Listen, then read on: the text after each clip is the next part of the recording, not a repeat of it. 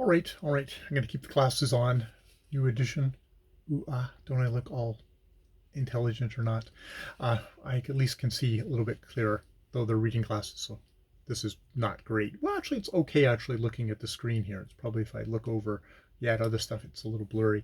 But yes, let's dive into thoughts, feelings about the chapter 7 of part 4 of Gulliver's Travels, continuing Gulliver talking about the Winhams, talking with his Winham master about humankind, and the master being doing the comparison now between humans and the yahoos of his own country, and yeah, yeah, it's one of these things where there's a thing here where it says um, Swift's satiric, one of the things, the reason we had no pretense to challenge, we had no right to claim that the definition of animal rational.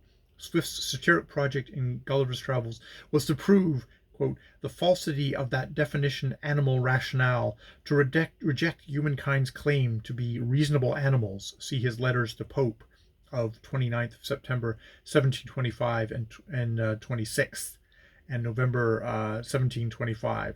So that that's one of the things I think probably to think about while I'm reading Swift is Swift comes before Freud, comes before there was definitely a period in here where it was like we're rational animals, we're governed by reason, and it was given primacy, and people who couldn't control their emotions were just considered weak and not able to control themselves. But that was an aberration. That was illness. Whereas you get into Freud and then further in, and there's a lot more of an acceptance that actually, while we do have reason, that a lot of the things that govern human behavior is the irrational, is the passions, is unconscious influences, as well as societal influences and stuff like that. I mean, that goes into sociology, but there's a psychological and the sociological side of things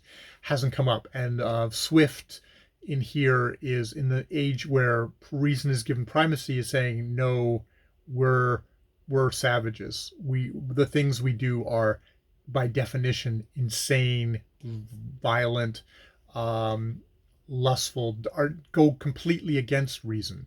In this section, it's kind of comparing us with these yahoos, these creatures, and very much drawing all the parallels of them. They find shiny stones in the thing, and they grab them, and they hoard them, and they're very nervous that their fellows are going to come on and take them.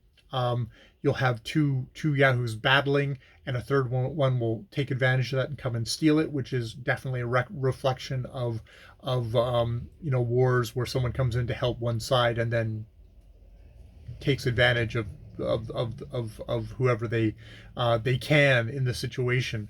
So yeah. And there's a whole thing of kind of mating rituals, which because there isn't a female Gulliver there, that's like, well, we didn't notice this in you, but Gulliver stays quiet because it's like, oh, well, actually, that's in us as well, very much kind of coquettish behavior. Though there is a thing here of saying that those politer pleasures, for the idea that unnatural sexual appetites are the product of civilization, like Juvenal in satires, which then you get into like what's Swift considering is unnatural. Is he considering like gay relationships or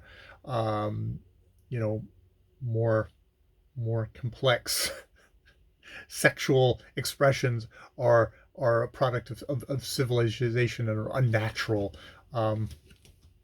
Yeah, I would disagree. I would disagree with that.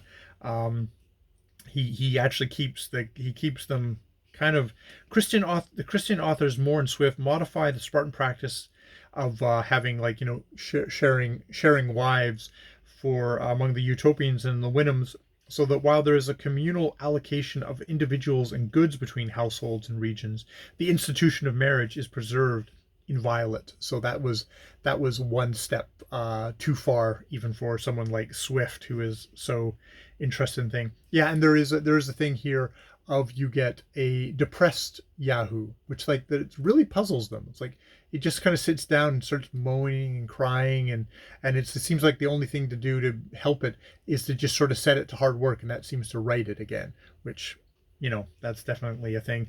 The spleen, a fashionable neurosis, excessive dejection or depression of spirits, gloominess and irritability, moroseness, melancholy, and it's the OED citing Swift there. Um, so yeah. Oh, and the I think the thing that I thought was really interesting here at the beginning of this chapter is that how much of an effect this has had on him. He comes to um, that that um, that you know I began to view the actions and passions of man in a very different light, and to think the honor of my own kind is not worth managing, which besides it was impossible for me to do before a person of so acute as my master. uh, it's like, I'd let me deal so candidly with the reader as to confess that there was yet a much stronger motive for the freedom I took in my representation of things. I had not been a year in this country before I contracted such a love and veneration for the inhabitants, that's the Winhams, that I entered on a firm resolution never to return to humankind, but to pass the rest of my life among these Admiral Winhams, in contemplation and practice of every virtue, where I could have no example or incitement to vice. So it's like he's like, wow, this is actually where I want to stay. It's like his own people, his, just recounting his own world, has like he's seen it now. He's been forced to see it now through his master's eyes, that it's like, I don't want to go back to that. I want to stay here. I want to stay here now. So I have a spoil. I'm sort of semi spoiled. I know how it ends up. That, and I mean, he does say in here, it's like fate decreed that was not going to happen. So yeah, yeah. So it's like I've been kind of semi critical of the book because it's been kind of light on character, but this is like, okay. He came back from the not the Lilliputians, the other ones, where he was tiny and shouting up, and spent a whole bunch of time shouting, because that's how he had to modulate his voice for the whole time he was there. So he kept on shouting, and he didn't even realize he was doing it when he got back to humans. But now he's had a thing of like, oh God, I can really see the corruption, the irrationality, the bestialiousness of human beings, and I don't want to go back to it. My view of mankind has changed so radically that he's wanting to divorce himself from it. So it's quite the project that Swift is going on here. More videos later.